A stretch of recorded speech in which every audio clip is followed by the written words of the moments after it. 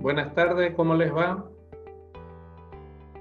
¿Cómo le van llevando a esto? ¿Van entendiendo, no van entendiendo? ¿Es entendible o es jeroglífico o es chino básico? ¿Se entiende más o menos? Porque hoy justamente vamos a tratar dos temas. Uno es estrictamente jurídico, que es la unidad, el capítulo número 5 o unidad número 5, y la unidad número 6 o capítulo sexto habla de las normas generales del Código Civil y Comercial y de la Ley General de Sociedades sobre Estados Contables, es decir, ¿qué son los estados contables y cómo están formados los estados contables? Pero la primera parte refiere específicamente al valor probatorio, a la eficacia probatoria de los libros o registros contables. Es decir, para qué se hacen o para qué se registran en los libros contables, qué beneficio ocasiona esta carga que tiene la empresa, ya sea una persona jurídica, ya sea una persona humana, qué le produce y en función a qué hace el registro. Es decir, ¿se acuerda cuando hacíamos esa pregunta? Dice, ¿por qué hago yo esto? ¿Por qué? ¿Y qué es lo que estoy haciendo en realidad? Fíjense, ustedes se tienen que ir preguntando y contestando cada una de esas preguntas, esas 4 preguntas que son básicas, para ir entendiendo específicamente lo que vamos dando. ¿Sí? Porque es fundamental, es la única forma, porque estamos aprendiendo un nuevo lenguaje.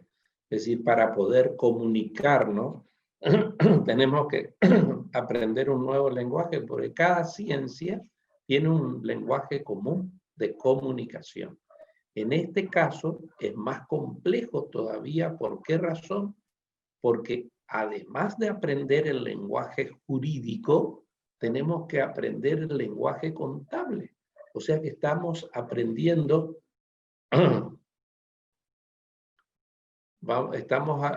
aprendiendo las dos disciplinas en forma combinada. ¿Por qué razón o por qué razón aprendemos las disciplinas en forma combinada? Para poder entender y poder hablar con otra disciplina que es muy útil para el desarrollo de la profesión del abogado. Es decir, yo me tengo que comunicar, yo abogado, me tengo que comunicar con otro profesional de otra ciencia, que también es una ciencia social, pero que habla diferente a mí. Es decir, utiliza otras herramientas, utiliza otras técnicas, que también las tiene que aprender él para poder comunicarse conmigo. Él tiene que aprender el esquema jurídico de la nación argentina, es decir, dónde se está desenvolviendo para poder comunicarse. Y cuando nos estamos refiriendo a lo que vamos a dar hoy, que es la eficacia probatoria de los libros o registros contables, es fundamental que tengamos ese lenguaje común, esa comunicación entre ambos. Porque en definitiva, ¿por qué hacemos? Ustedes se pusieron a pensar por qué verdaderamente llevamos adelante un registro contable, amén de lo que dijimos ya al principio, es decir, ¿para qué sirve la contabilidad? Para transmitir información económica, financiera y patrimonial, ¿no es cierto? ¿Para quién? Para las personas que llevan adelante sus registros y además para terceros. Y además, ¿para qué? Para que sirvan de elementos probatorios en una controversia que se pueda producir o para el reclamo de un crédito determinado o para el reclamo de una propiedad determinada. Fíjense en este momento en que está habiendo tantas controversias con respecto a las tomas de tierra que está habiendo, ¿no es cierto? Que está perdiendo un poco el respeto a la propiedad privada, es decir, en forma genérica en la sociedad, que donde, es decir, esta pandemia trajo y sacó a flor de piel todos los problemas que no dejábamos nosotros ya de tener en la Argentina, pero que ahora pusieron a flor de piel todas las cuestiones. Imagínense ustedes si yo no tengo forma de probar que esta tierra es mía. ¿Cómo puedo registrar? Y tengo que registrar, usted me va a decir, sí, tengo que tener un título. ¿Y si no tengo un título? Porque no se olviden que nosotros vivimos en un país subdesarrollado, donde tenemos muchas carencias. Y al tener muchas carencias, por supuesto que nos cuesta probar ciertas y determinadas tenencias o ciertas y determinadas propiedades. Entonces necesitamos tener algún elemento que nos sirva para nuestro interés, para nuestros negocios y para el comercio que nosotros estamos llevando adelante en general. ¿Y para quién también? Para terceros, porque le puede servir a terceros. ¿Por qué no? Inclusive ustedes que van a ser profesionales, cuando van a hacer una transacción, van a intervenir en una transacción, ¿qué es lo que van a tener que hacer? Van a tener que hacer un registro. ¿Para qué razón? Para que en el día de mañana, si es que se produce una controversia, porque uno nunca sabe si se va a producir, no se va a producir, o uno no hace el registro con el solo hecho de obtener una prueba, sino simplemente para establecer la tenencia de una cosa y el hecho jurídico de la producción de un elemento negocial. Un negocio que se hizo, una transferencia que se hizo, ¿sí? Entonces, eso es importantísimo. Sirve como medio de prueba. Es decir, me protege. Me protege frente a terceros. Y le protege a terceros frente a otras personas. ¿No es cierto? ¿Y dónde está regulado eso? Está regulado en el Código Civil y Comercial. ¿En dónde básicamente está eso? En el artículo 321 del Código Civil y Comercial unificado y en el artículo 330 del Código Civil y Comercial. Es fundamental, está predeterminada la prueba, pero no es que yo hago el registro para que me sirva de prueba. No, yo hago el registro ¿por qué? Porque quiero certeza en lo que estoy haciendo y quiero dar certeza a las personas que negocian conmigo o que tienen alguna relación de tipo de traslación de propiedad, de traslación de servicio, porque no solo puede ser la traslación de una propiedad inmueble, puede ser la traslación de una propiedad mueble o puede ser la prestación de un servicio determinado. ¿Sí? Ahora, hay distintas formas en que se puede utilizar esta prueba. Hay distintos supuestos. El Código Civil pone ciertos y determinados supuestos, ¿no es cierto? En definitiva, pone, por ejemplo, pone dos supuestos básicamente. El primer supuesto es cómo probamos que una transacción se realizó entre sujetos que llevan libros legalmente, entre sujetos que llevan libros. Por ejemplo, dos personas que llevan libros. ¿Qué supuestos se pueden dar en una controversia que se plantea? Y se pueden dar tres tipos de situaciones. O que ambos lleven en legal forma y no hay controversia, o sea, coinciden los dos en las registraciones contables, que después ya vamos a explicar porque después vamos a ir desarrollando una por una. Yo ahora les voy a plantear la problemática y después vamos a ir desarrollando una por una, ¿sí? Ambos llevan en legal forma y no hay controversia. Es el primer supuesto que me planteo. Dentro de que, en el supuesto de que ambos lleven legal, contabilidad en legal forma y con todas las formalidades exigidas por el Código Civil y Comercial Unificado. ¿Cuál es el segundo supuesto que se me da? Ambos llevan libros, pero no son iguales sus registros. Es decir, hay controversia entre los registros. Por ejemplo, por darle un ejemplo así muy sencillo, dice, yo compré a 50 pesos y resulta que el comerciante dice, sí, pero a mí me debe 70 pesos. ¿Cómo que me debe 70 pesos si el artículo valía 50? Ah, yo en mi registro acá tengo que él me debe 70. Ah, pero yo en el mío tengo que le debo 50. O sea, hay controversia y los dos son perfectamente legales y están legalmente llevados. Entonces, ahí se plantea una controversia. Fíjese, esas tres situaciones se dan cuando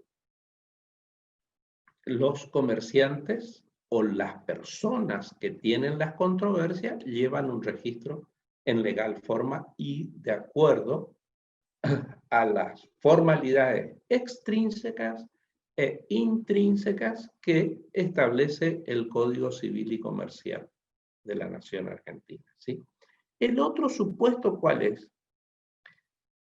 Entre una persona que lleva los libros en legal forma y otra persona que no lleva ninguna anotación, que es lo normal en nuestro país.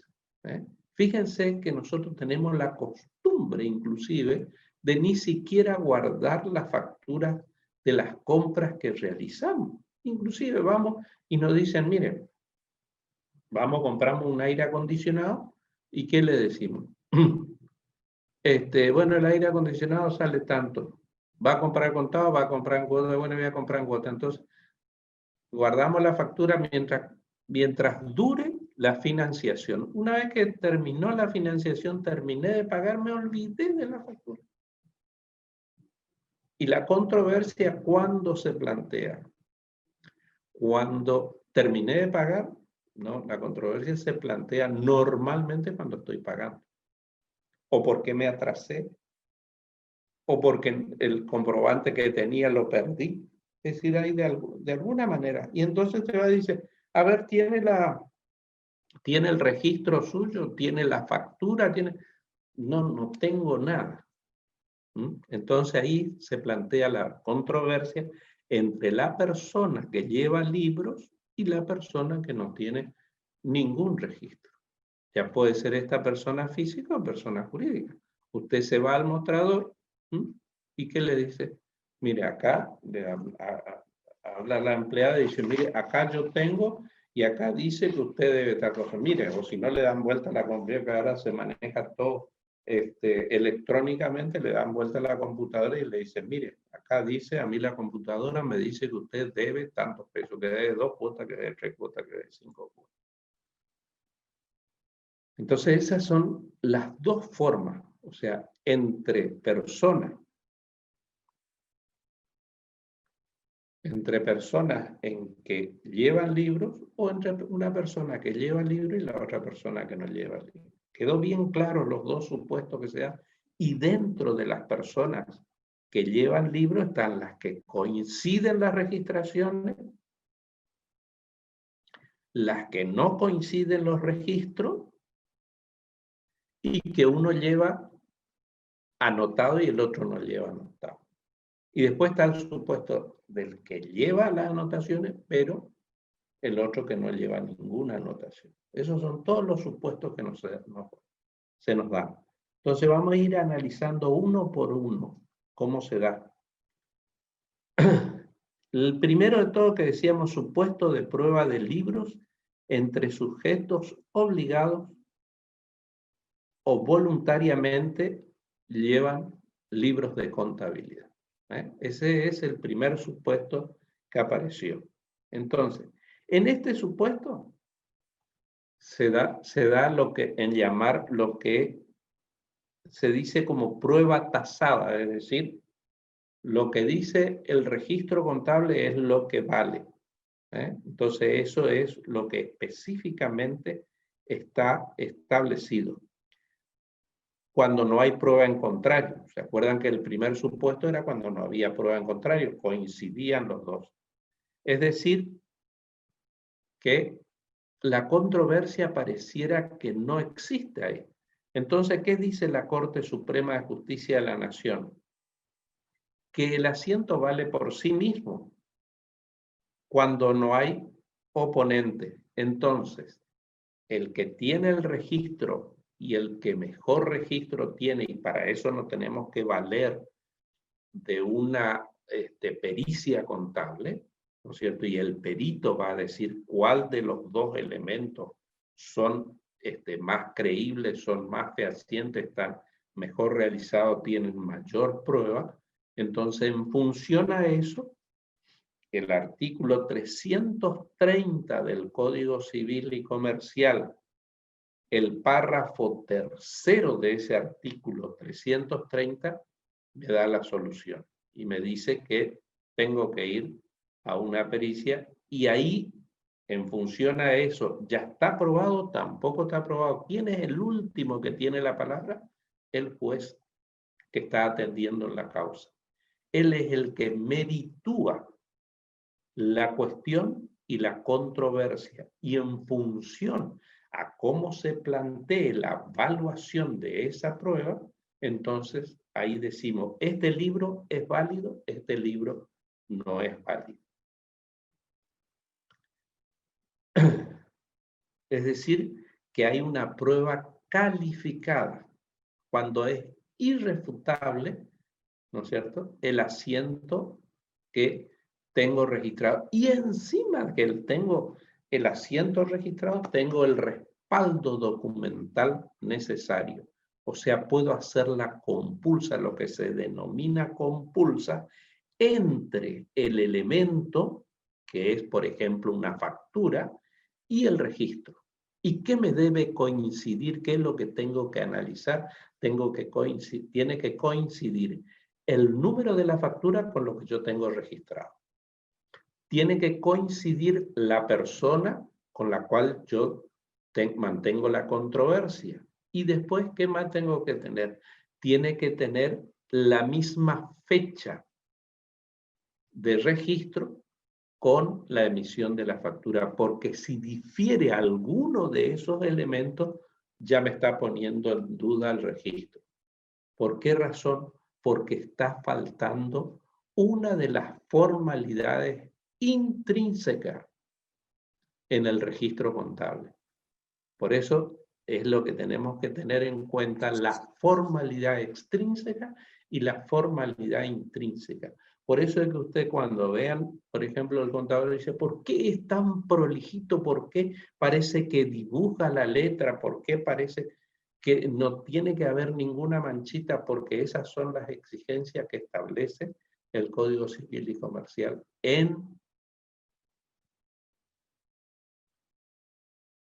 ¿Qué era la controversia? La controversia es cuando hay una diferencia entre dos personas frente a un hecho determinado.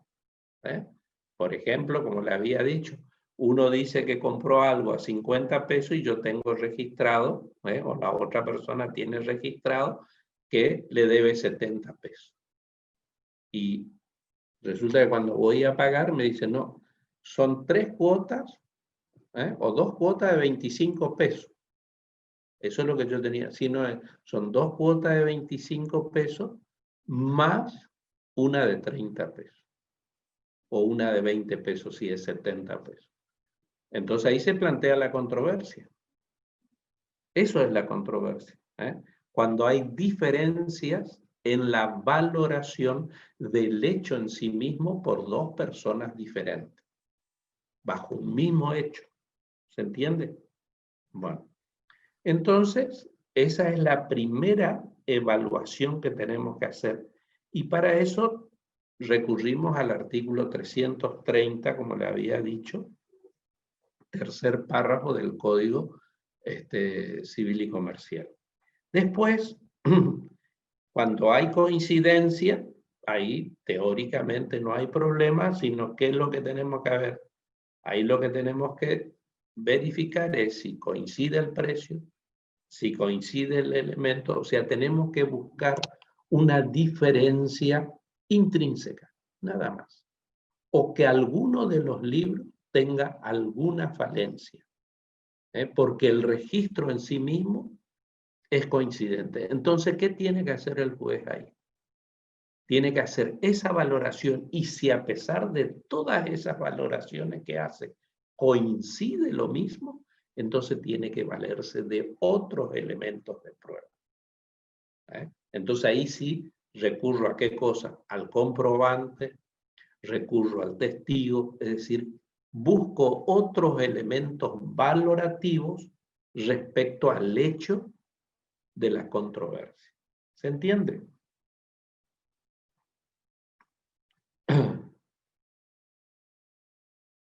Entonces, eso está establecido en el artículo 330, le había dicho, tercer párrafo y cuarto párrafo. Y le había dicho también que hay que seguir la pericia contable, es decir, el profesional al cual se le otorga el mandato de realizar la pericia en los libros contables del demandado o de la persona que establece la controversia, porque van a haber siempre dos actores, uno que demanda y el otro que recibe la demanda. Entonces, ante eso se nombra un perito, que puede ser peritos de parte, o sea, uno puede nombrar un perito, el otro puede nombrar otro perito, y si no se ponen de acuerdo, se nombra un tercer perito, que es el perito judicial que nombra el propio juez. Entonces, una vez que desarrollan todas sus actividades ellos, entonces ahí nosotros podemos decir, o el juez va a hacer la valoración de lo que dice. ¿Y qué pasa cuando hay eso? Fíjense todo el problema que se plantea no habiendo controversia entre los asientos. ¿Y qué pasa si hay controversia entre los asientos?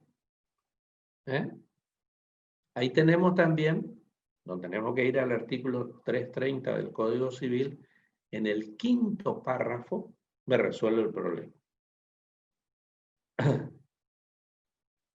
¿Qué es lo que se hace? ¿Cuál es la prueba que va a tener verdaderamente valor? Primero se va a la pericial, se verifica, el contador que le toca en suerte hacer la pericia, dice, hace la valoración de los dos, y si los dos tienen todos los mismos registros, pero sigue habiendo la controversia, entonces, ¿qué es lo que hacemos? No tenemos que ir a otro medio de prueba. Se desecha la prueba, lo que se llama jurídicamente desechamos la prueba.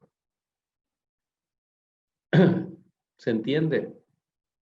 ¿Y qué pasa cuando se produce una controversia, habíamos dicho, entre una persona que lleva libros de contabilidad y la otra persona que no lleva libros de contabilidad?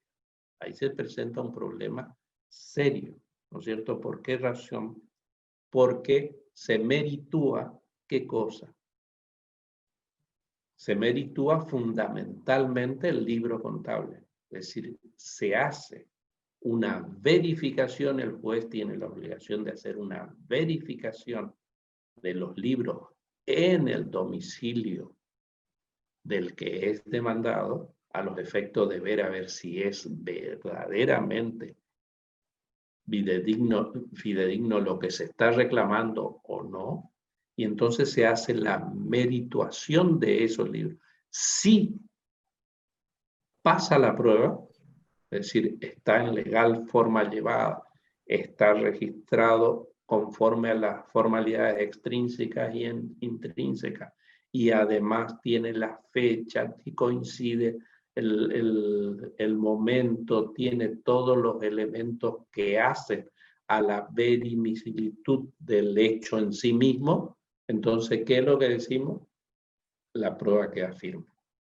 Y entonces, aquel que no tiene cómo probar lo que está diciendo, queda desechado todo lo que hace, y por supuesto se tiene en cuenta el que tiene los libros. ¿Eso dónde está establecido? Está establecido, siempre estamos hablando del artículo 330. ¿Dónde está establecido? Está establecido en el párrafo 6, en el 6º párrafo del artículo 330 del Código Civil, ¿sí? Que se llama principio de prueba merituada con otros elementos de presunción legal relativa. Así se llama. Digo de nuevo, Leo, porque verdaderamente es un vocabulario nuevo. Es decir, estamos aprendiendo algo nuevo. ¿Qué es a lo que vinimos? Ese está respondiendo la primera pregunta que hicimos, ¿se acuerdan? ¿Por qué vengo yo acá? ¿Y qué vengo a hacer? Esas son las dos preguntas. ¿Y cómo lo voy a hacer? Ahora, en este momento, lo estamos haciendo como escuchando y tratando de entender. Yo sé que esto es un poco árido, es un poco difícil de entender, pero no se preocupen porque si es necesario vamos a repetir 20 veces esto, no hay problema. Yo estoy para eso. A mí no me molesta en absoluto que me pregunten. Porque si me molesta, ¿qué voy a hacer? Voy a hacer directamente, voy a dedicarme a otra cosa. Directamente me voy a dedicar a otra cosa. Y voy a tener que dejar esto. ¿No es cierto? Entonces no me tiene que molestar. Porque estaba tratando de ver a ver si tengo la grabación. Acá está. No se está grabando.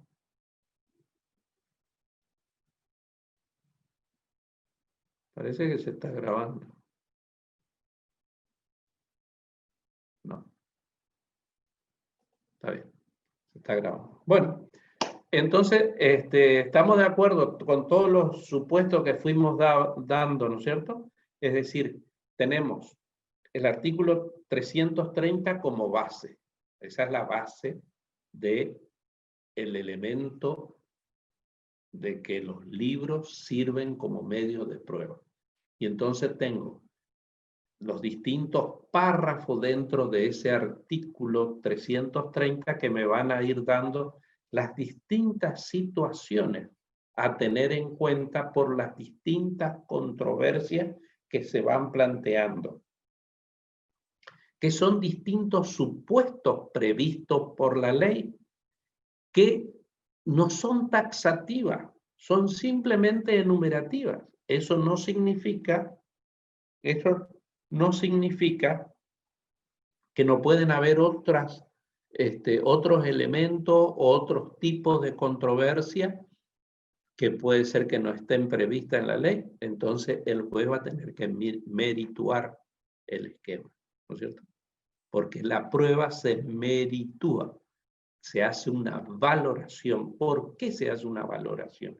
Porque nosotros estamos dentro de una ciencia social.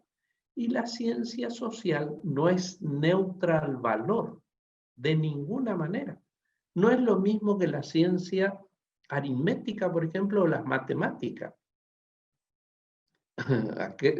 ¿Con qué me refiero al decir taxativa? que no hay refutación al respecto.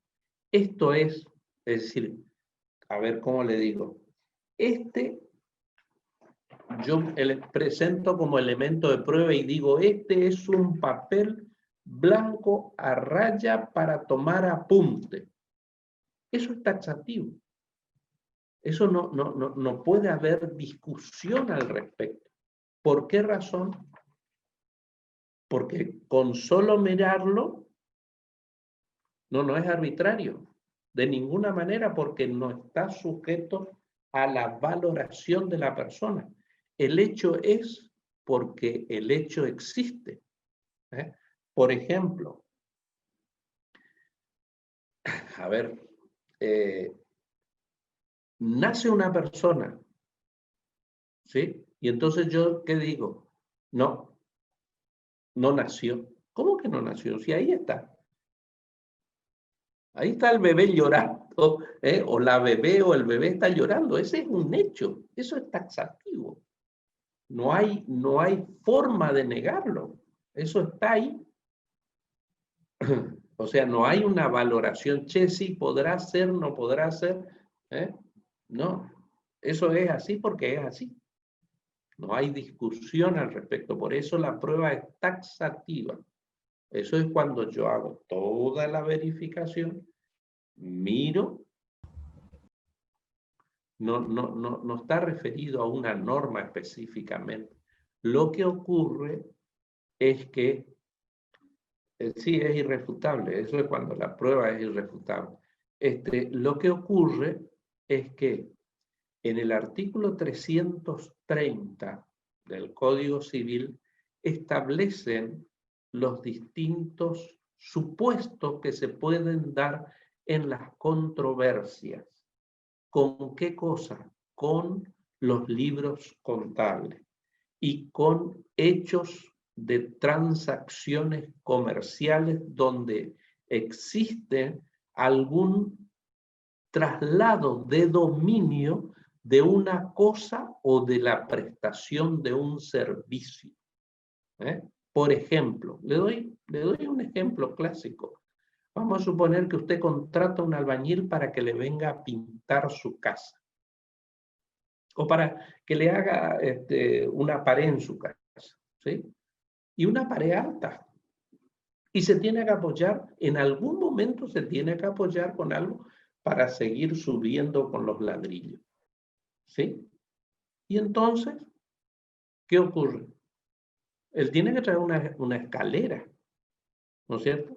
Y viene con la escalera, apoya la escalera ahí y hace. Y después viene el dueño de la pared y dice, no me gusta la pared. Y entonces le dice, bueno, sí, señor, pero yo sé hacer así la pared. Y no discute mucho tampoco, ¿no es cierto? Y entonces, ¿qué le dice? Ah, sí, bueno, ¿y cuánto te doy? Y no, y págueme usted, sí, pero yo ya te adelanté, porque normalmente es así. Y esto no me gusta. Inclusive tengo que tirar todo abajo porque no me sirve. Lo que me hiciste no me sirve. Así que andate nomás. Bueno, y se voy a llevar mis cosas. No, un momentito. Usted que déjeme la escalera acá en pago del desastre que me hizo y me sacó el dinero adelantado. Ahí se plantea una controversia. ¿Sí? Y entonces, ¿después qué pasa? Viene el albañil y reclama judicialmente su escalera. Y vamos a suponer que sea de una empresa. Entonces él, ¿qué le dice el juez? ¿Y usted, esa escalera es suya? Por supuesto que es mía. ¿Cómo que? Porque yo tengo mi contabilidad donde dice que eso forma parte de mi patrimonio. Está en mi activo, es un bien de uso que yo utilizo para trabajar. Ahora, que a él le haya gustado o no le haya gustado la escalera, la pared que le hizo, es otro problema. Pero esa escalera es mía y yo me la llevo. ¿Vieron? Ahí la prueba tiene que ser taxativa, tiene que ser irrefutable. ¿sí? Tiene que estar registrada. Entonces no hay problema. Ahí no existe teóricamente el problema. Ahora ahí se va a plantear qué cosa.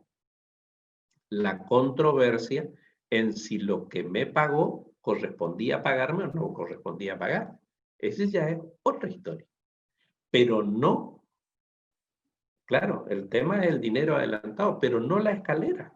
La escalera es otra cuestión. Ese es un bien mueble, ¿no es cierto? Y el dominio del bien mueble era mío y yo lo tenía registrado. ¿Se da cuenta? Entonces después va a venir la controversia con el dinero. Y entonces le va a decir, bueno, ¿y cómo usted prueba que le dio dinero o no le dio dinero? Ah, esa es otra cuestión. ¿Le di recibo? No le di recibo. ¿Cuánto fue el adelanto? ¿Cuánto no fue el adelanto? Y ahí viene la controversia de vuelta. ¿Y qué le dice, por ejemplo, la empresa? Dice, yo no tengo registrado nada, que usted me haya adelantado nada. O yo tengo registrado que usted me adelantó 100 pesos y usted dice que me adelantó 1000 pesos. ¿Vieron? Ahí se entabla otra controversia. Es otro litigio. ¿Se dan cuenta? Es por cobro de peso. Eso ya es diferente. No, la mera posesión no acredita el título. La posesión de una cosa amerita el título cuando es adquirido honestamente y con las pruebas necesarias del traslado del dominio de la cosa. Porque eso que dicen, yo encontré en la calle y es mío, ¿vio cuando jugábamos ese decía papel, papel, el que encuentra para él? Ese no es, ese no es así, porque después viene el titular de la cosa y le dice, no señor, ese no es suyo, ese es mío. No hay que papel, no, pero yo encontré en la calle, sí, pero no es suyo. Ese no es suyo porque no lo adquirió honestamente. Eso usted bueno, pero yo no le robé a nadie, eso está en la calle. Bueno, sí, pero a una persona se le cayó, el titular de la cosa se le cayó. Es claro, es como usurpar tierra, pero son dos cosas diferentes. Una cosa es el derecho real y el otro es la titularidad de una cosa muerta. Son dos cosas diferentes, ¿no es cierto? La cosa mueble adquirida de buena fe y con título se muestra la propiedad. ¿Sí? El derecho real de propiedad inmueble, existen dos elementos. O está la posesión de la cosa, por eso hay posesión 20añal y todo lo demás, que hay que hacer un juicio y hay que probar que uno estuvo poseyendo a título de dueño y de buena fe, entonces puede ser que le den la propiedad. ¿Sí? Y la usurpación, ¿cuándo es? La usurpación, inclusive, yo estoy ocupando un lugar de buena fe hace 20 años, hace 30 años, y después resulta que me fui hasta la esquina y cuando vengo encuentro una familia metida en mi casa. Que no se rían porque suele ocurrir. Alguien se fue a trabajar, anduvo por ahí trabajando 2, 3 días, 4 días, cuando viene se encuentra con que hay otras personas metidas en su casa. Entonces, si usted prueba, y usted no es el titular del dominio ese, ¿por qué? Porque o no tuvo el dinero suficiente o era un terreno público algo, había algún defecto en la propiedad, pero usted era poseedor de esa propiedad.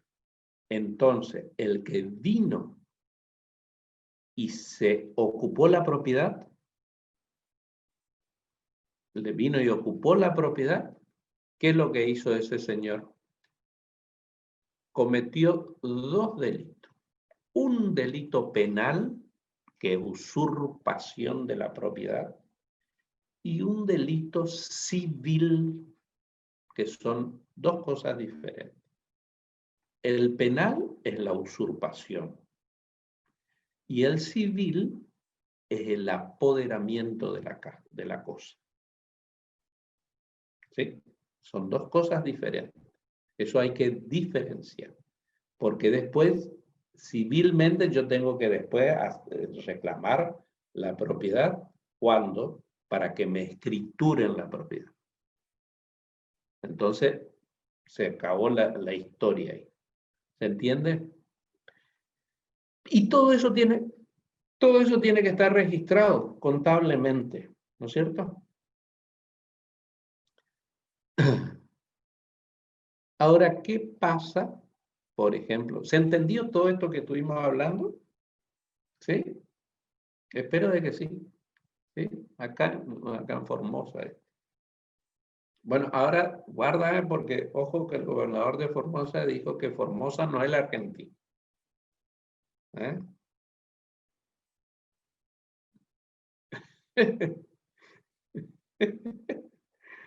Ay, Dios mío.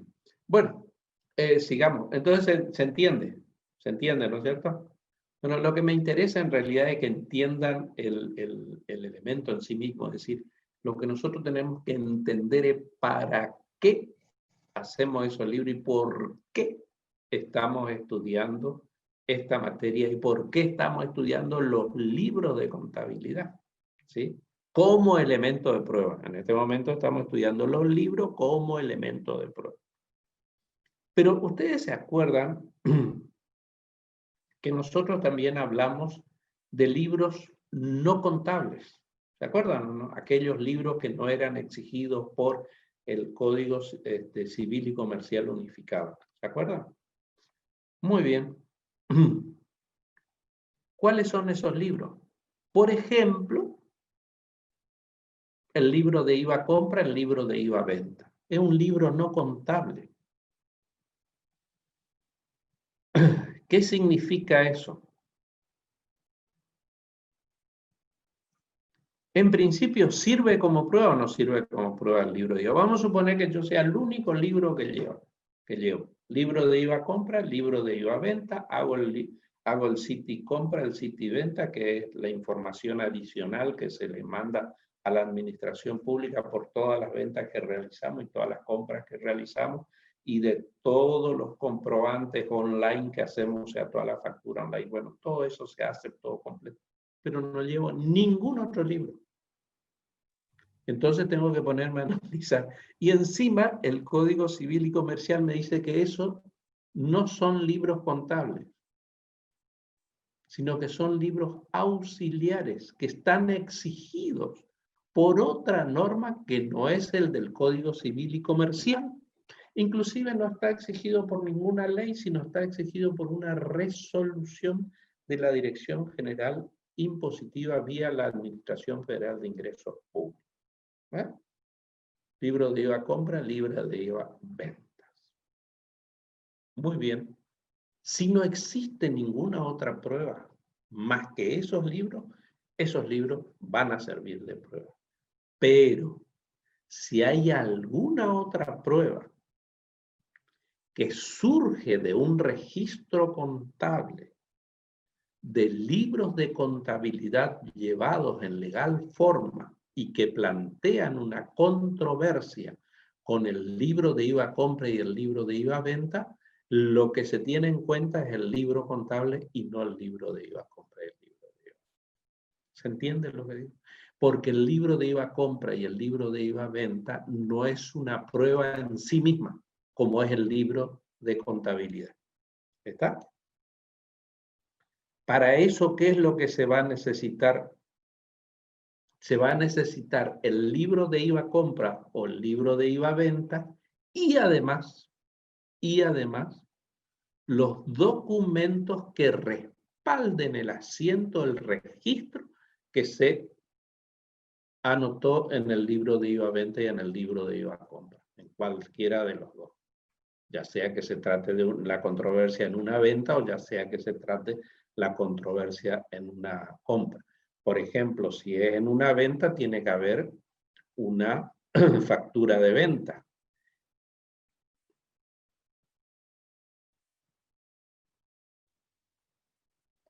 ¿Está? Sí, lo que sea. El control que usted quiera puede hacer, pero para eso tiene que tener el libro tiene que tener la factura de compra o tiene que tener la factura de venta. O si le prestaron un servicio, tiene que tener la factura del servicio que le prestaron. Y si es posible, que normalmente no se suele pedir, pero si es posible, hay que pedir porque sirve como medio de prueba, además de la factura, el recibo de pago. Porque el recibo de pago es el que me permite probar la cancelación por el traslado del dominio de la cosa si nos estamos refiriendo a una cosa. Y si nos estamos refiriendo a un servicio, es la cancelación del pago de la ejecución de un trabajo, de un servicio prestado. Por lo tanto, necesitamos la factura y necesitamos el recibo. Y si se refiere a una cosa mueble, ¿sí? Si se refiere a una cosa mueble, ¿qué es lo que necesitamos? Necesitamos la factura, necesitamos el remito y además el recibo de pago. Ustedes van a ver, ahora que vio con el tema este de la pandemia, que no podemos salir, que no podíamos ir a comprar a ningún lado, ni y comprábamos por internet. Entonces las empresas serias, las empresas que verdaderamente estaban en el mercado y comercializaban vía online, ¿qué es lo que mandaban? Mandaban la factura, mandaban el remito, y si usted lo pagó vía online ya, ¿sí? Entonces le adjuntaban el recibo también. Por ejemplo, usted compró vía tarjeta de crédito o vía tarjeta de débito, ¿sí? Entonces le mandaban las tres cosas. Le mandaban la factura, le mandaban el remito y le mandaban el recibo. ¿La factura qué significa? La factura es el comprobante de la traslación del dominio de una cosa, de una persona a otra persona. Eso es lo que prueba la factura. La legalidad del traspaso del dominio. Luego tengo el remito. ¿El remito qué es? Es la descripción de la cosa para trasladarla de un lugar a otro. Es el comprobante del traslado de la cosa. Yo no puedo, no debo trasladar una cosa de un lugar a la otra sin el remito. Vieron que cuando usted va y compra una heladera, compra ese, le dice, el que le entrega la cosa le dice, fírmeme acá, fírmeme su conformidad que usted lleva conforme eso. ¿Sabe qué es lo que le está haciendo firmar? Le está haciendo firmar la entrega de la cosa y que usted se hace responsable a partir de ese momento del traslado de la cosa. O sea, le está haciendo firmar un remito. El remito le está haciendo firmar. ¿Se entiende lo que digo? Porque ese va a ser el elemento de prueba que va a tener ese expendidor de cosas, de que él entregó la cosa. Con un remito, él entregó la cosa, inclusive le dice, fírmeme acá. Y dice, el otro no firme si quiere, total, ese es para usted. Y entonces ahí es donde normalmente cometemos el error, porque ahí nosotros le tenemos que decir, bueno, pero firmame vos también de que yo me llevo la cosa.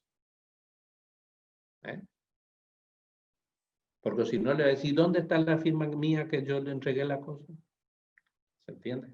Los dos tienen que firmar, porque es un contrato de entrega, de traslado del dominio de una cosa.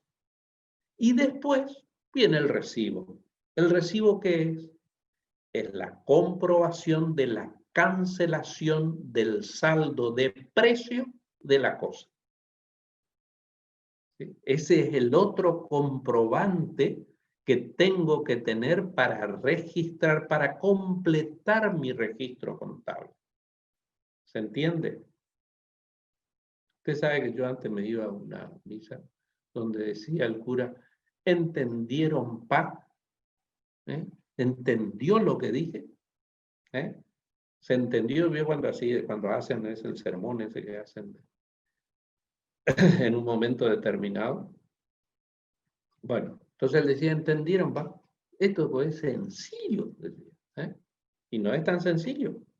Pero como uno más o menos conoce este elemento, entonces dice, y sí, es sencillo, pero para eso tengo que pensar lo que estoy haciendo. Tengo que pensar lo que estoy haciendo. Y tengo que analizar los elementos que me están diciendo que estoy merituando. ¿Está? Muy bien. Entonces estábamos hablando de los distintos respaldos documentales. Esos son los respaldos que debemos tener y que deben acompañar al asiento contable.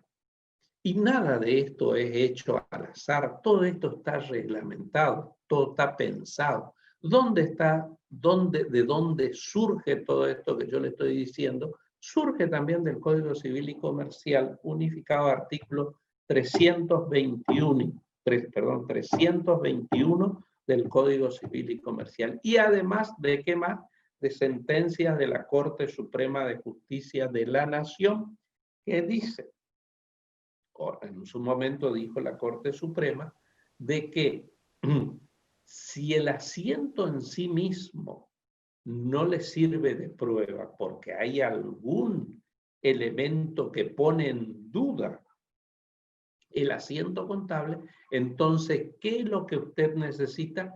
Necesita el comprobante que refrende el asiento que usted registró. ¿Y cuáles son esos elementos que usted necesita?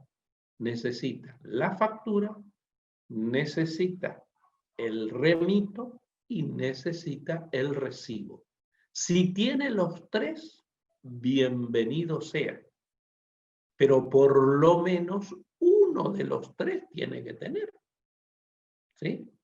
Y si fuera un interés que me están queriendo cobrar y yo no quiero pagar,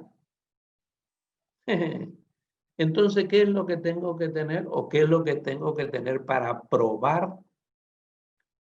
Sí, el recibo de la comprobación de cancelación del saldo de la deuda. Muy bien. Y me quieren cobrar un interés. 321. Ahí están los comprobantes que van a servir como respaldo de los asientos. 321. Nosotros tenemos 2 artículos acá en danza. A ver, 1, 2, 3, 4 artículos tenemos en danza. El 330, en sus párrafos segundo, tercero, cuarto, quinto y sexto. Y después tenemos el artículo 324, 325, en forma integral, porque habla de cómo llevar los libros de comercio, y el 321 que habla de la documentación respaldatoria del asiento. ¿No es cierto? Ustedes se tienen que aprender como el Padre Nuestro, si son católicos, apostólicos, romanos o de la religión que sea así como un rezo que hacen, sí se tienen que aprender. ¿Qué cosa? Artículo 320 hasta el 330. 331 también. 331. Son 10 artículos nada más. Son extensos nada más. Pero, ¿qué es lo que tienen que hacer? ¿Estudiar de memoria? No. No tienen que estudiar de memoria. ¿Qué es lo que tienen que hacer? Tienen que analizar, tienen que razonar, tienen que interpretar. Ustedes vieron que antes de esta materia contabilidad para estudiantes de derecho, ustedes hicieron interpretación de textos, ¿sí o no? Sí, ustedes hicieron eso. Bueno, y creo que hicieron con 2 profesores. Creo que uno fue la doctora Nazaruca y creo que el otro fue el doctor Ramírez Brachi. ¿Sí? Muy bien. Ahí le enseñaron a ustedes cómo tienen que interpretar y cómo tienen que leer los libros de texto. ¿Mm? Y sobre todas las cosas, cómo tienen que estudiar. Tienen que estudiar escribiendo. ¿Vieron cuando ustedes se van y le dicen, profesor, ¿le puedo decir con mis palabras lo que yo entendí? Eso es normal en todos los alumnos. Y entonces yo le suelo contestar, ¿y con qué palabras me va a decir? ¿Me va a decir con la palabra del Espíritu Santo? No. Me va a decir con sus palabras, con su interpretación, lo que usted interpretó de lo que leyó, salvo el caso que tenga una memoria fotográfica. Yo el único que conocí que tenía memoria fotográfica fue el que hizo el mapa para que San Martín cruce los Andes, por lo menos en la historia quedó grabado eso, ¿no es cierto? Otra persona yo no. Lo conocí, pero salvo el caso que tengan esa memoria fotográfica y el otro que conozco que el oído total es del Charly García. Otro no conozco, ¿no es cierto? Entonces, ¿qué es lo que tienen que hacer ustedes? Tienen que leer e interpretar. Leer e interpretar. Y para que les quede, ¿qué es lo que hay que hacer? Hay que escribir. Y ustedes quieren corregir su caligrafía y quieren corregir su ortografía y quieren corregir su vocabulario. ¿Saben lo que tienen que hacer? 2 cosas. Tienen que leer y escribir. No hay otra manera. Ustedes por ahí, hay algunas personas que veo que son más grandes que y otros que veo algunos chicos. Antes a nosotros la maestra, ¿qué nos hacía? Cuando yo era chiquito. No hace mucho tiempo, hace 2 o 3 años nomás. ¿Qué es lo que me decía? Decía, usted tiene que traer el libro, nosotros le llamamos el libro gordo, así le llamamos. El cuaderno gordo, perdón, el cuaderno gordo. Que después salió el famoso libro gordo de Petete. El cuaderno gordo. Que ahí ese no tenía que tener ni rayadura, ni enmienda, ni borroneada, nada. Ese tenía que ser inmaculado. Perfecto. Y tenía que estar forrado, tenía que estar habilitada por la maestra, tenía que tener el sello de la escuela y tenía que estar foliado. Así igual que los libros contables. Así era. Pero aparte teníamos un libro de apunte, que era un auxiliar. ¿Y ese auxiliar qué hacía? Ese servía como medio de prueba de que lo que nosotros teníamos escrito en el libro gordo, en el cuaderno gordo, perdón, estaba ahí, salía de ahí, porque ahí teníamos que hacer las cuentas y todo lo demás. Y en el cuaderno gordo ya poníamos los resultados y todo. Y a veces, ¿qué es lo que tenía? Nos hacía copiar las lecturas. Entonces decía, bueno, copien la lectura tal, de tal libro, y teníamos que ir copiar. Y cuando nos equivocábamos, por ejemplo, escribíamos vaca, en lugar de vaca, escribíamos vaca. Entonces, ¿qué nos hacía? Decía, bueno, a partir de ahora usted me escribe 100 veces la palabra correctamente. Y entonces me escribe la palabra vaca y me escribe la palabra burro. Entonces sabía qué es lo que te estaba diciendo.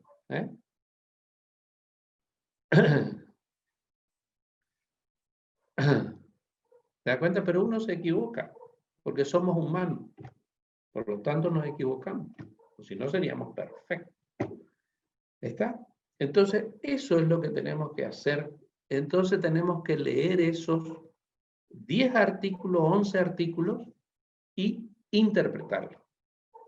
Y ahí sí hacer un resumen interpretativo, resumen interpretativo de lo que dice el artículo. Que no es agarrar y resumo en mis palabras, no. Hacer un resumen interpretativo, es decir, tengo que interpretar. A veces no escribo nada de lo que dice ahí, pero sí el sentido de lo que tiene ese artículo. ¿Sí? Y hay algunas palabras que son irreemplazables. ¿Está claro? Entonces, tenemos que aprender y estudiar de esa manera. Y en el caso del respaldo, de la documentación, tenemos que tener eso. Ah, y le decía, ¿qué es lo que pasa si me quieren cobrar unos intereses? Me tienen que hacer una nota de débito. Así se llama, nota de débito. ¿De dónde hay que leer los artículos? Mire, niña, ¿hoy qué día es? Hoy es, ¿quién está hablando? ¿Quién es la que está hablando? ¿Puedes repetir? Lunes. Yo tenía a mi hijo que decía, lunes, martes, miércoles, jueves, viernes, sábado. Bueno, este es miércoles. Y yo vengo repitiendo desde que comencé a hacer esto, dije, Código Civil y Comercial Unificado de la Nación Argentina, que entró en vigencia en el mes de agosto del año 2015. Modificó el código anterior, el Código Civil anterior. ¿Quién fue el que hizo el Código Civil en la Argentina? Ese va a ser más difícil, pero fue Vélez Sarsfield. Después modificó Borda. Y después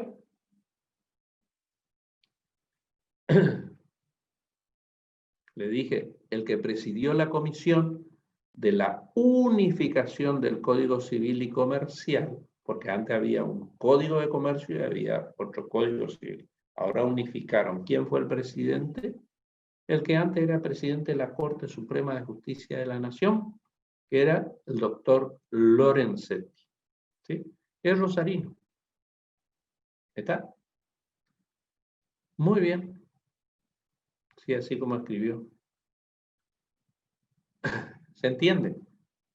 Muy bien. Entonces, de ahí leen del Código Civil y Comercial.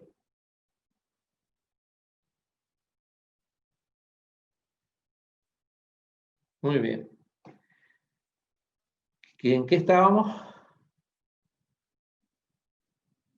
¿Y qué pasa con aquellos libros que no cumplen con las formalidades exigidas por el código? ¿Qué pasa con esos libros? Esos libros pierden vigencia directamente. Pueden servir como algún elemento de cierta presunción de que algo ocurrió, pero no como una prueba fehaciente. Justamente el llevar en legal forma y conforme a las formalidades extrínsecas e intrínsecas y en tiempo y forma, el libro es la que da la credibilidad, da la formalidad del elemento probatorio. Cuando no cumple con alguno de esos elementos, por eso les pido yo que lean eso, porque eso, miren, el examen sí o sí les van a preguntar. ¿Cuáles son las formalidades extrínsecas y cuáles son las intrínsecas? Eso sí o sí tienen que saber. ¿Y qué pasa cuando no tiene? Otra pregunta puede decir, ¿qué pasa cuando no tiene? Cuando no se cumple, pierden su valor probatorio. Pierden su valor probatorio, porque no hay una sanción así pecuniaria, patrimonial, de pérdida de libertad. No hay. ¿Qué es lo que ocurre? Pierdo derechos. y pierdo credibilidad. Deja de valerse como medio de prueba. ¿Se entiende? ¿Y qué pasa? Todo eso para la República Argentina, ¿sí? ¿Y qué pasa para las empresas extranjeras? Que nosotros estamos llenos de empresas extranjeras que son prácticamente los dueños de la Argentina. Bueno, si esas empresas extranjeras constituidas en el país como sucursales, como filiales, como cualquier tipo de forma que tomen, forma jurídica que tomen, deben llevar los libros acá. Deben llevar los libros de contabilidad conforme lo establece el Código Civil. Sí, si tienen una franquicia, deben llevar los libros conforme lo dice el Código Civil y Comercial Unificado de la República Argentina. O si no, no sirven como medio de prueba si llegan a tener alguna controversia, ¿sí? Los únicos que tienen sí o sí la obligación de llevar libros digitales son las sociedades por acciones simplificadas, que está regulada por la ley 27.349. Es una ley, es una sociedad especial, ¿no?, que está constituida por acciones, son sociedades inclusive a veces unipersonales, es raro, pero una sociedad anónima unipersonal tiene vigencia por un tiempo, o son sociedades anónimas familiares, ¿sí? Eso sí o sí tienen que llevar registros contables digitales. Todo tiene que ser electrónico. Todo, sin excepción, todo. Y ahora, ¿qué pasa? Yo llevo todos los libros de acuerdo a lo que dice una sociedad regularmente constituida, está en la Argentina, llevo los libros, pedí las autorizaciones para hacer la digitalización de los libros, todo perfecto, perfecto. Y tengo una controversia. Pero resulta que ofrezco la prueba de mis libros. Ofrezco la prueba. Entonces acá tengo mis libros, yo ofrezco como prueba para que venga un perito y revise el libro de la operación de que se está tratando y qué sé yo. Y resulta que cuando llega el momento, viene el perito. Me requieren el libro para mirar y le digo, no, usted sabe que se me perdió el libro. Usted sabe que no quiero mostrarle el libro. Entonces ahí, ¿qué es lo que falta? Hay una falta u omisión de libros contables. ¿Dónde está eso?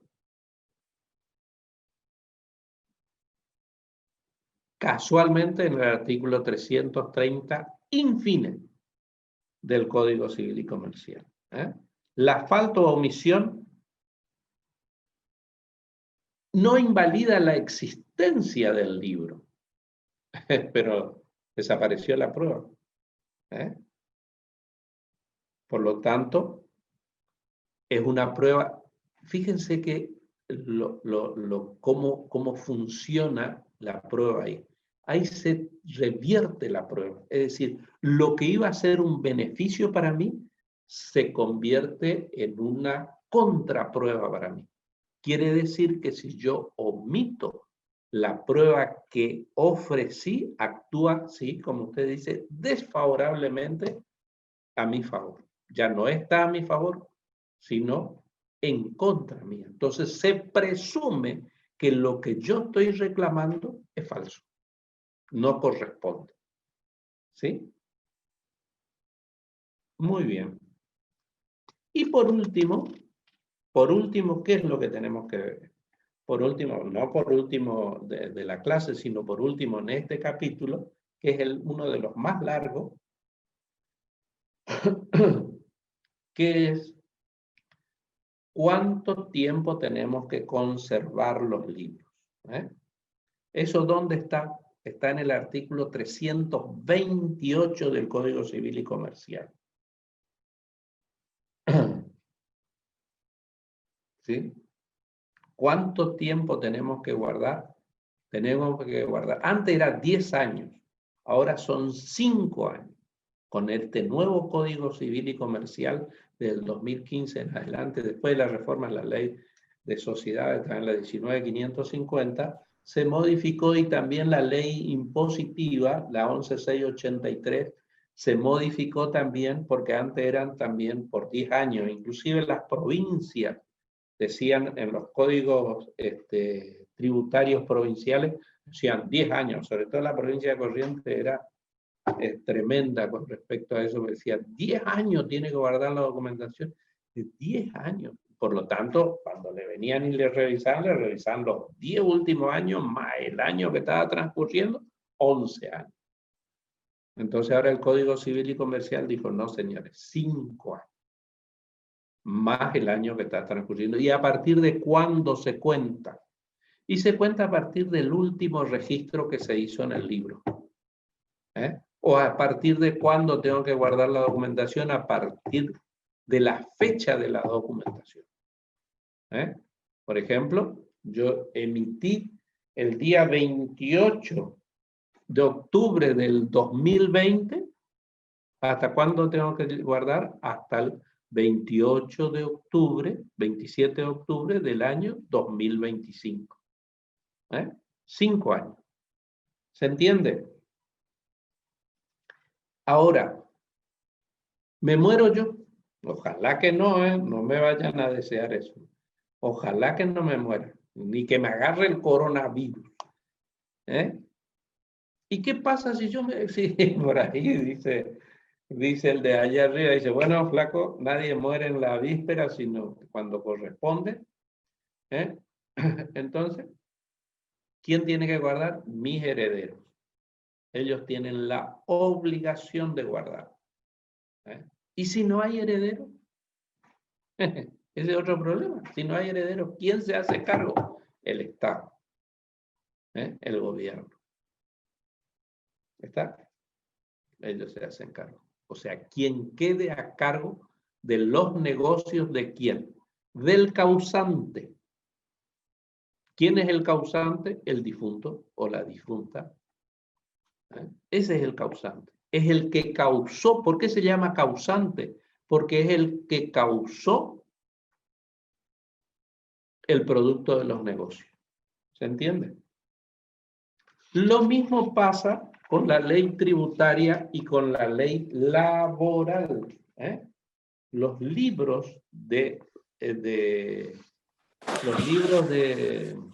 laborales tampoco son libros contables, pero sirven como medio de prueba también. ¿Por qué razón? Porque de esa forma yo puedo determinar, apaguen el micrófono. ¿A quién tiene prendido el micrófono? ¿Y ahora? Acá. ¿Te lo tienen que traer? Ahí está. ¿Qué pasa con el libro de sueldos y jornales? Sirve como también como semiprueba. ¿Por qué razón? Porque de esa forma yo empleado o yo empleador puedo determinar cuándo ingresó a trabajar y cuándo le di de baja en función a mis registros. Y a su vez tengo que tener otro elemento de prueba que respalde al libro de sueldos y jornales. ¿Cuál es? El registro que hago en la Administración Federal de Ingresos Públicos y a través del ANSES, que es lo que se denomina el alta temprana, ¿sí? Y la baja. El alta temprana y la baja. Va a depender si le doy de alta o si le doy de baja. Es un registro que se hace vía online también, ¿no es cierto? Y el libro de sueldos y jornales se puede hacer de dos maneras. O se puede hacer en forma manual o se puede hacer en forma digital. Lo que hay que hacer sí es registrar, porque es el libro de IVA compra y el libro de IVA venta no se registra en ningún lado, ¿no es cierto? Pero el libro de sueldos y jornales sí, porque tiene las mismas formalidades de un libro contable. Pero ¿qué hace? Hay que llevar a la Inspección General de Personas Jurídicas. Si uno quiere, sí o si no, no hace falta. ¿A dónde hay que llevar? Al Departamento de Trabajo. El Departamento de Trabajo es el que habilita el libro y folia el libro, ¿sí? Y si es digital, con la autorización, después usted ya imprime digitalmente todo el libro y lleva al Departamento de Trabajo y el Departamento de Trabajo le rubrica y le folia. Así funciona. Ese sí se puede. ¿Está? Así funciona este libro de sueldos y jornales. Y lo mismo pasa con los libros sociales. Los libros sociales también, cuando hay una controversia, supongamos que dice, no, yo tengo 20 acciones de esta empresa, no, yo tengo 5, no, voy a tener 10. ¿Dónde se prueba ese? En el libro de registro de acciones. ¿Y quién habilita ese libro de registro de acciones? La Inspección General de Personas Jurídicas. ¿Sí? Y también, ¿dónde figura eso? En el libro de actas de asamblea. Porque ahí usted prueba, porque usted tiene que llevar las acciones, registrar las acciones para poder ingresar a la asamblea. Y después, si es representante de la empresa, tiene que también ser nombrado por esa asamblea representante, por una elección democrática como corresponde. Entonces, ¿dónde se asienta eso? En el libro de acta de directorio o de consejo de administración, depende del tipo de sociedad. Pero son libros sociales, fundamentalmente. Esos son los que establecen la sociedad, que es lo que vamos a empezar a mirar ahora, ¿no es cierto? Las normas generales del Código Civil y Comercial y de la Ley General de Sociedades sobre estados contables. Entonces, ¿qué es lo que establece nuestro Código Civil en este aspecto en su artículo 326? Ustedes van anotando los artículos que yo les voy cantando. El artículo 326 del Código Civil establece qué son los estados contables, que tienen un objetivo básico en el negocio de las personas. ¿Qué cosa? Muestra la situación patrimonial de la persona, del obligado, y qué es lo que demuestra ese estado patrimonial. Demuestra la solvencia de la persona, su situación financiera. ¿Qué significa tener la situación financiera? Significa la capacidad de generar flujo de fondos para el negocio. Es decir, mi negocio es sustentable o es sostenible en el tiempo. Para eso tengo que demostrar dos cosas. Tengo que demostrar la capacidad económica, que eso va a estar ¿dónde? En el rendimiento que tenga la empresa. ¿En dónde me van a demostrar eso? En el cuadro de resultados.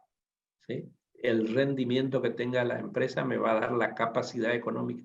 Esa me va a dar la sostenibilidad de la empresa. ¿Sí? Si es sostenible en el tiempo, cuando hablo de sostenibilidad estoy hablando de tiempo. Entonces digo, bueno, esta empresa puede durar 20 años, 50 años, 100 años, ¿sí? Porque tiene resultados económicos para ser sostenible en el tiempo y tiene un patrimonio necesario que demuestra su solvencia y a su vez financieramente, o sea, analizo el activo corriente y el pasivo corriente y la capacidad de generar flujo de fondos, entonces digo que esa empresa es sustentable financieramente. Es decir, tiene la capacidad financiera para sostenerse en el tiempo. Tiene la sustentabilidad. Por eso es que hay algunos que son sostenibles pero no son sustentables. Y hay otros que son sustentables y no sostenibles. Porque hay algunos que tienen problemas financieros pero no tienen problemas económicos. Y hay otros que tienen problemas económicos y no problemas financieros. Y hay otros que no tienen ninguno de los dos. Entonces eso es lo que hay que tener fundamentalmente en cuenta para poder analizar los estados de situación. ¿Y cuáles son los estados que hay que tener en cuenta? Hay que tener en cuenta, primero de todo, el estado de situación patrimonial. Las sociedades tienen la exigencia de llevar, después de llevado los libros de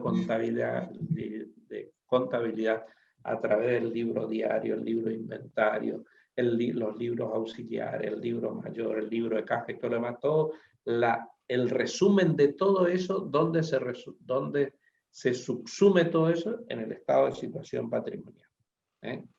Que mañana le voy a explicar específicamente cómo se arma. Ahora vamos a saber qué es lo que me demuestra el estado de situación patrimonial. El estado de situación patrimonial me muestra la capacidad que tengo para generar negocio, es decir, el patrimonio que tengo. ¿Sí? Y el cuadro de resultados, que son las dos cosas que estoy obligado a hacer, el estado de situación patrimonial y el cuadro de resultados, me demuestra la capacidad de generar resultados, es decir, la diferencia entre el ingreso y el egreso. Y el otro me demuestra, en la situación patrimonial me muestra todo lo que yo tengo contra todo lo que yo debo. Y la diferencia entre ambos que me da el patrimonio neto. ¿Se acuerdan cuando hablamos el primer día de clase? La ecuación patrimonial. Bueno, ahora venimos cerrando esa ecuación patrimonial. Ahora vamos a analizar cada uno de esos elementos. ¿Sí? Y además de armar los estados de situación patrimonial y el estado de resultado, ¿qué otra cosa tenemos que armar? Tenemos que armar los distintos cuadros anexos. ¿Cuáles son los cuadros anexos? El cuadro de evolución del patrimonio neto. Cuadro de evolución del patrimonio. Es decir, hay una forma de demostrar. Yo después, cuando estudiemos específicamente eso, les voy a explicar cómo se forma el cuadro de evolución del patrimonio neto. Es decir, ¿de dónde se parte? Se parte de un capital inicial, que es el capital que pongo para iniciar mi negocio. Y después, a través del tiempo, a través de los distintos ejercicios económicos, va evolucionando ese capital. ¿A través de qué? ¿Cómo se va formando, se va transformando ese capital? A través de la evolución que va teniendo el patrimonio activo-pasivo y a su vez el cuadro de resultado, porque el resultado se va a ir anexando al patrimonio neto. El resultado positivo se va anexando al patrimonio neto y el resultado negativo también se anexa, pero restando al patrimonio neto. ¿Sí? Lo que tenemos que saber ahora en esta clase es que tenemos la obligación de hacer un estado de situación patrimonial, ¿sí? Y que tenemos que, ese estado de situación patrimonial tiene que tener un activo, un pasivo y un patrimonio neto. Y después tenemos que tener un cuadro de resultados que va a tener ingreso y que va a tener egreso. Y a su vez, cada uno de esos elementos van a tener que estar respaldados por cuadros anexos. Entonces, partimos del patrimonio neto. El patrimonio neto va a tener un cuadro que se va a llamar cuadro de evolución del patrimonio neto. Entonces ahí me va a explicar, en ese cuadro, me van a explicar cómo se armó mi patrimonio neto a través del tiempo, desde que comenzó mi empresa hasta el último ejercicio económico que estoy llevando adelante. ¿Sí? Y además, ¿qué tengo que hacer? Tengo que hacer, yo tengo un rubro que se va a llamar bienes de uso, que van a estar todos, como dijimos ayer, los muebles, los autos, el local, todo eso. Eso, cómo se va a ver un cuadro que me va a decir cómo se armó esa parte de mi activo. a través del tiempo. Entonces, ¿cómo va a haber? Va a haber un cuadro de movimiento de bienes de uso, así se va a llamar. ¿Y qué es lo que me va a dar? Me va a decir cómo ingresó a mi patrimonio, en qué fecha ingresó, cómo lo compré, ¿sí? ¿En cuántos años se amortiza? Es decir, la amortización es la pérdida del valor de un bien por el transcurso del tiempo o por su uso. La amortización es la pérdida de valor del bien por el transcurso del tiempo y por el uso. ¿Sí? Ustedes me van a decir, así, pero pierde su valor también porque la inflación, ya vamos a hablar de la inflación, no se me apuren. Los bienes raíces, ¿qué son los bienes raíces? Los bienes raíces son las propiedades inmuebles. Se llaman raíces, ¿sabe por qué? Porque están enclavadas en la tierra, porque tienen cimientos, que forman parte de la raíz del edificio. Así como el árbol tiene raíz y es un bien vivo, es un bien biótico, porque tiene vida, la planta tiene vida, ¿no es cierto? Y tiene un valor, así como, por ejemplo, los animales se llaman semovientes. ¿Por qué? Porque son muebles, son bienes muebles, desde el punto de vista económico, financiero y contable. Son bienes muebles. Todo eso está dentro. Y si son de Pédrigue, ¿qué significa de Pédrigue? Ustedes le suelen escuchar a don Arjona, dice, yo valgo por lo que tengo, no, valgo por lo que no tengo, dice él, ¿no es cierto? Valgo por lo que no tengo. ¿Por qué? Porque no tengo ni Pédrigue ni blasón. Bueno, ese es los de Pédrigue. ¿Qué significa? Que significa que son animales de raza. Son de una raza determinada. Y la amortización es la pérdida de valor por el transcurso del tiempo, la pérdida de valor del bien por el transcurso del tiempo y por su uso. Las dos cosas. Porque usted lo puede tener guardado, el bien no lo usa nunca y lo mismo pierde su valor. O si no, a lo mejor pierde su valor en un año. Por ejemplo, las computadoras en un año pierde su valor. ¿Por qué razón? Porque la tecnología la supera, directamente la supera. Las computadoras se amortizan en un año ya están amortizadas. Lo mismo que los teléfonos celulares. En un año, de un año para otro, chau, se terminó la historia. En la Argentina no se regula casi nada por la oferta y la demanda. La Argentina es un país monopólico, fundamentalmente monopólico. Lamentablemente es así y por eso tenemos inflación. Precisamente tenemos inflación porque tenemos monopolios y tenemos oligopolios, básicamente. ¿Por qué tenemos oligopolios? Porque tenemos un conjunto de empresas, 4, 5, 6 empresas que se ponen de acuerdo y fijan el precio. Y fijan el precio que quieren. ¿Sí? Esta no es por el control de precios. Miren, señores, vamos a seguir con la cosa porque nos estamos dando economía.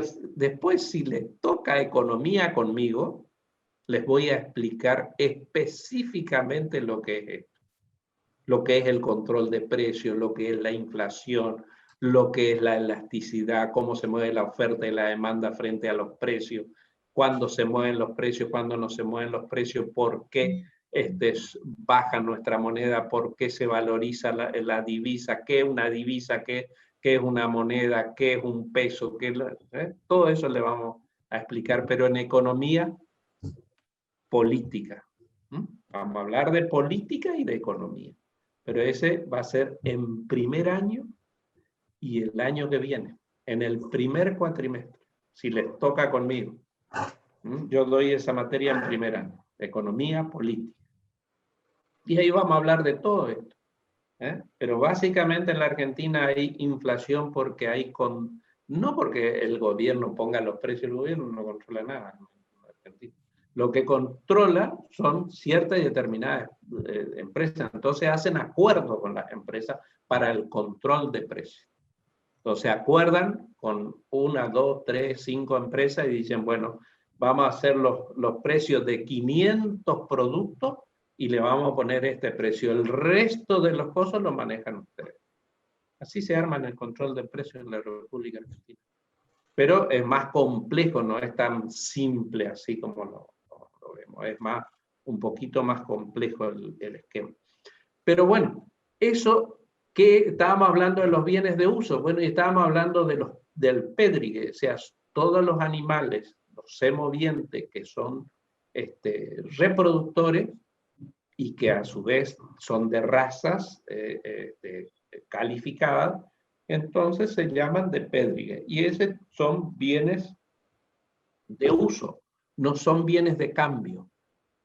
Como son, por ejemplo, vamos a suponer que estamos hablando del ganado bovino, por ejemplo, las vacas, los terneros, las terneras, por ejemplo, las vaquillonas, las vacas, los toritos, los toros. Bueno, cuando decimos torito, entonces ya estamos hablando de un bien de uso. Ahora, ¿por qué? Porque es un reproductor. Ahora, si estamos hablando de un novillo, entonces estamos hablando de un bien de cambio. ¿Por qué razón? Porque se le escapó al toro y entonces se convirtió en novillo. Cambió de categoría, se llama en los términos rurales. Cambió de categoría, dejó de ser torito y se convirtió en novillito. ¿Está? Bueno, bueno, esos son todos bienes de uso. Y para eso se hace un cuadro de amortizaciones, es decir, cuándo ingresó, cómo ingresó, a qué valor ingresó, cuántos años de vida útil tiene, todo eso se explica ahí y después se establece.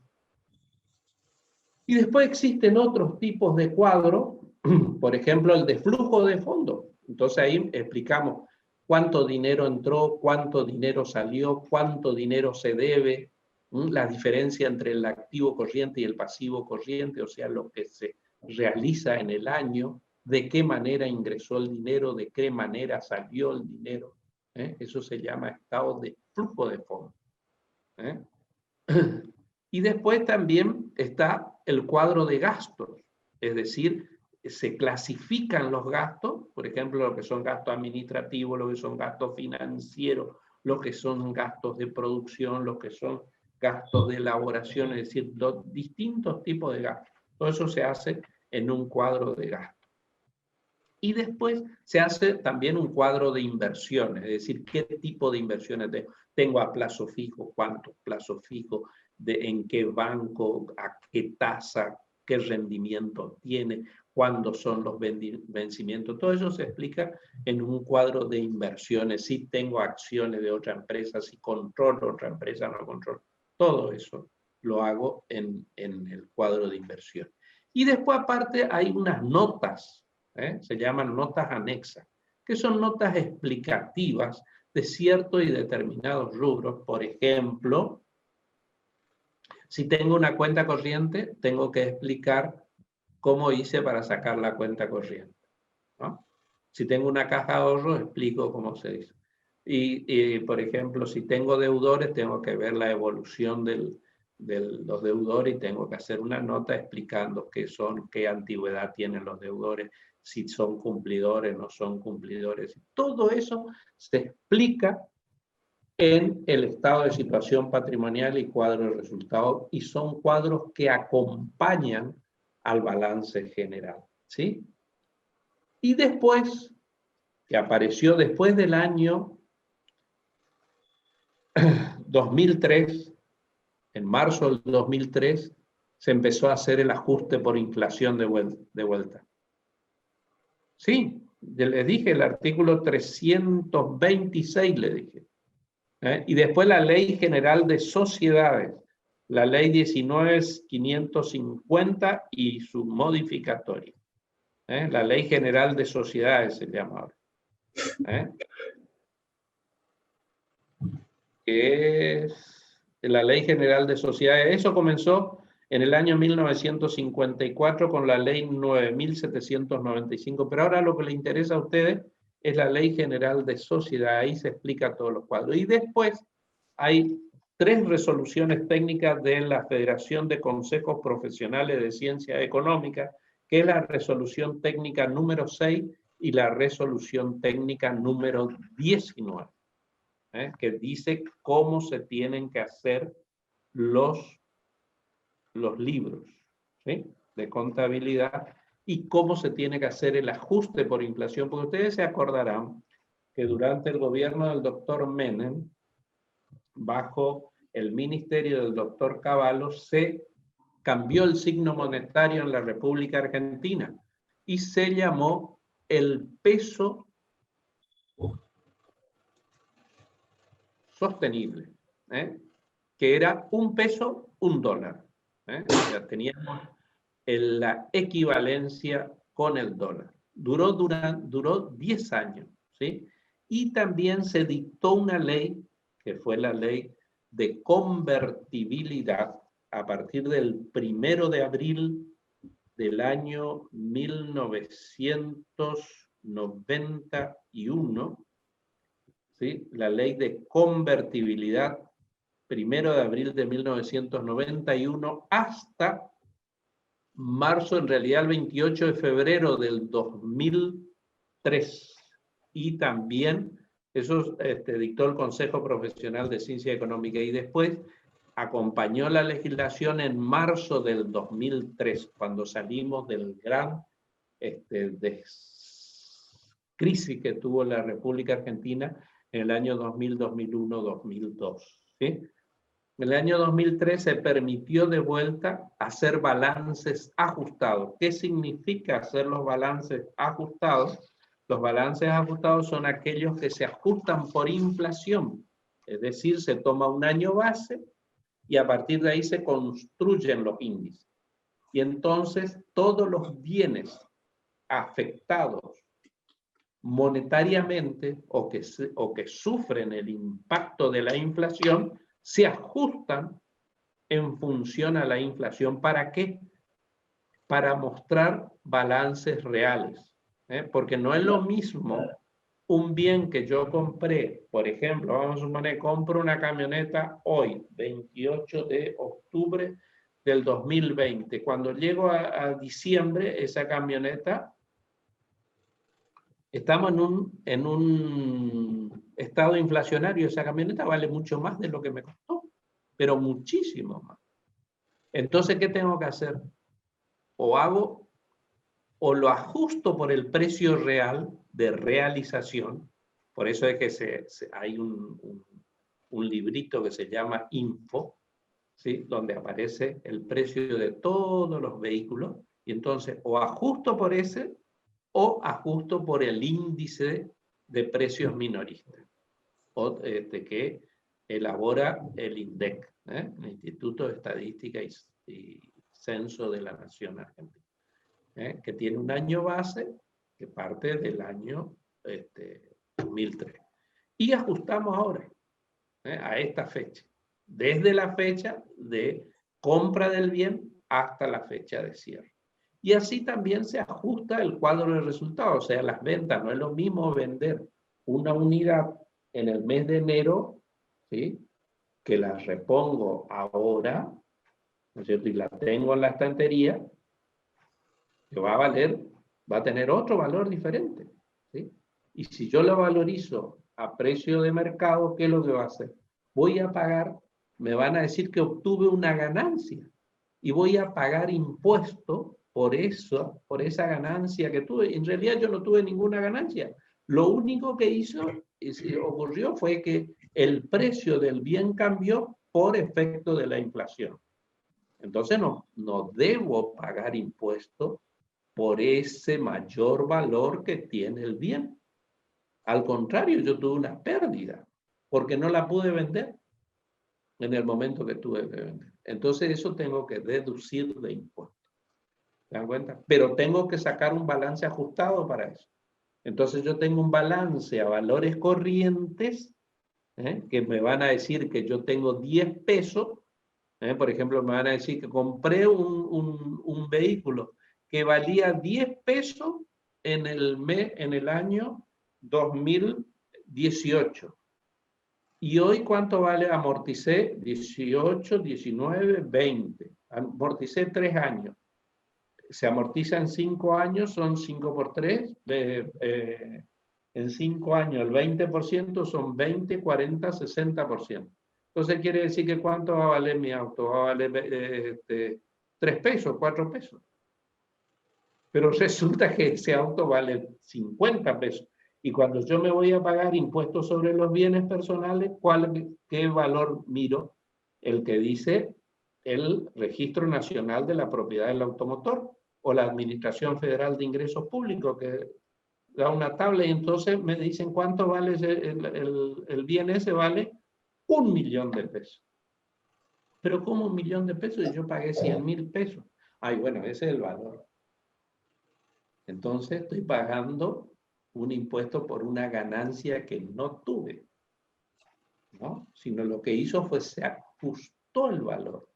Entonces, ¿qué tengo que hacer yo? Si me ajustan el valor, yo también tengo que ajustar la amortización. Entonces tengo que producir la desvalorización monetaria a través de la amortización, ¿sí? Entonces tengo que producir un balance ajustado para poder llevarle a la realidad y entonces hacia terceros y hacia mí y hacia la administración le muestro la realidad de mi negocio. Entonces le decía, ¿de dónde sacamos todo eso? Sacamos del artículo 326, el 325 y el 326, en realidad, ¿no es cierto? Ahí están todos los elementos. Y además dice que cada cuánto tengo que hacer estos balances. El balance tengo que hacer cada 12 meses. No importa la fecha en que sea. Las personas físicas que tienen negocio, tienen que hacerlo. Al cierre del ejercicio es el 31 de diciembre de cada año. Comienza el 1 de enero y termina el 31 de diciembre de cada año. ¿Sí? Y además